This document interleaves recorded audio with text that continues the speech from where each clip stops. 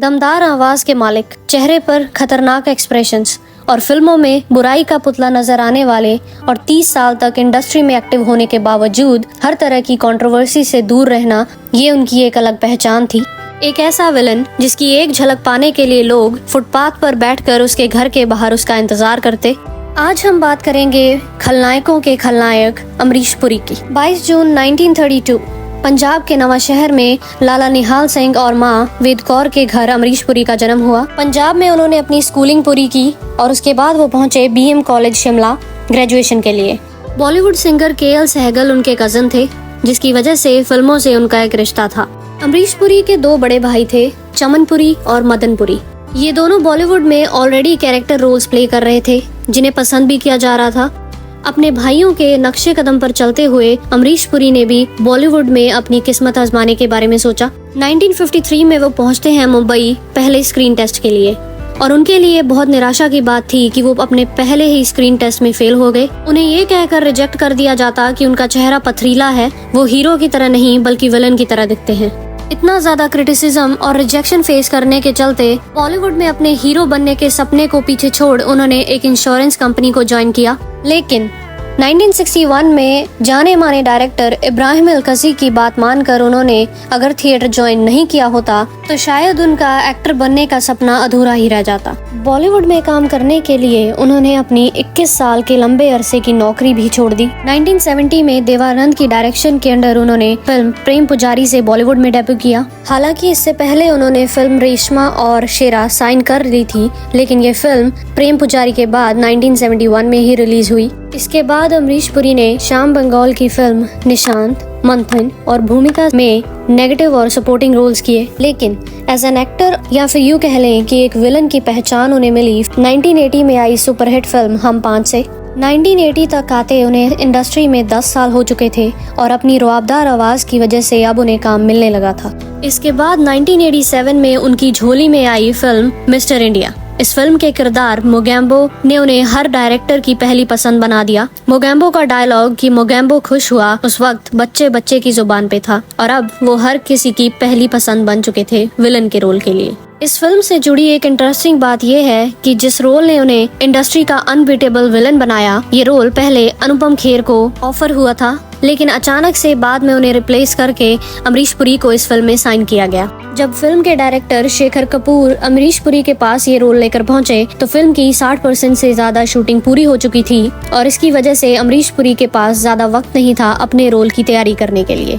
लेकिन ये उनकी मेहनत और जज्बा ही था कि उन्होंने अपने रोल को इतनी शिद्दत से निभाया और रातों रात सुपरस्टार बन गए। तहलका में एक अलग देश बसा कर रहने वाले जनरल डोंग भी आज तक दर्शकों के दिलों में जिंदा है, और सौदागर में दो दोस्तों के बीच झगड़ा करा देने वाले चुनिया मामा को भला कौन भूल सकता है।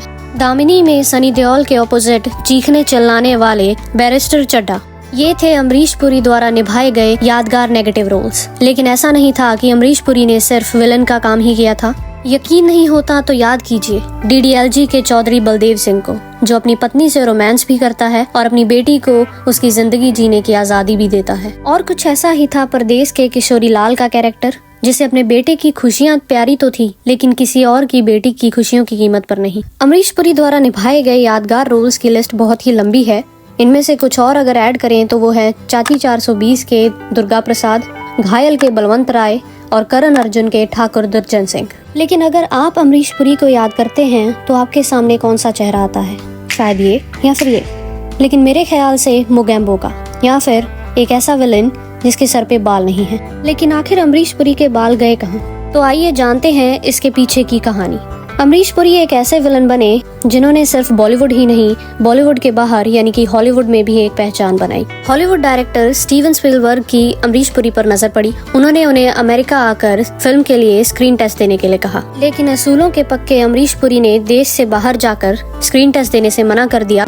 उनका कहना था कि अगर स्क्रीन टेस्ट लेना ही है तो इंडिया आओ और यहाँ आकर स्क्रीन टेस्ट लो। उनकी जिद ही थी, और स्टीवन स्पीलबर्ग को एक ऐसे विलन की जरूरत थी अपनी फिल्म के लिए कि उन्हें इंडिया आना पड़ा, और यहाँ आकर Indiana Jonas and the temple of doom के लिए अमरीश पुरी को साइन किया गया। इसके बाद उन्हें हॉलीवुड से बहुत सारे ऑफर्स आए, लेकिन उनका कहना था कि उनकी जन्मभूमि और कर्मभूमि हिंदुस्तान ही है और वो बॉलीवुड में रहकर ही काम करना चाहते हैं। यही वो फिल्म थी जिसमें उन्होंने मोलाराम के कैरेक्टर के लिए अपना हेड शेव किया, लेकिन इसके बाद उन्हें एहसास हुआ कि अपना हेड शेव करके उनके पास एक आज़ादी थी किसी भी तरह के रोल को प्ले करने की।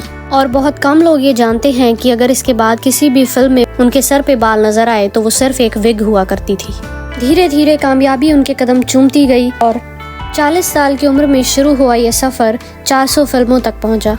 दर्शकों का सीना चीर देने वाली आवाज और समय के पाबंद अमरीश पुरी को इस बात का मलाल हमेशा रहा कि बॉलीवुड ने उन्हें कभी भी बेस्ट एक्टर या फिर बेस्ट विलन का अवार्ड नहीं दिया। जितने भी अवार्ड उन्हें मिले वो बेस्ट सपोर्टिंग एक्टर के रूप में मिले। ये था उनका बैंक के मुलाजिम से दर्शकों के दिलों पे राज करने वाले विलन का सफर। अगर उनकी पर्सनल जिंदगी पर नजर डालें, फिल्मों में आने से पहले उनकी मुलाकात हुई उर्मिला दिवाकर से। पहली ही मुलाकात में वो उर्मिला को दिल दे बैठे। 1957 में दोनों की शादी हुई और इनके 2 बच्चे हुए, नम्रता और राजीव पुरी।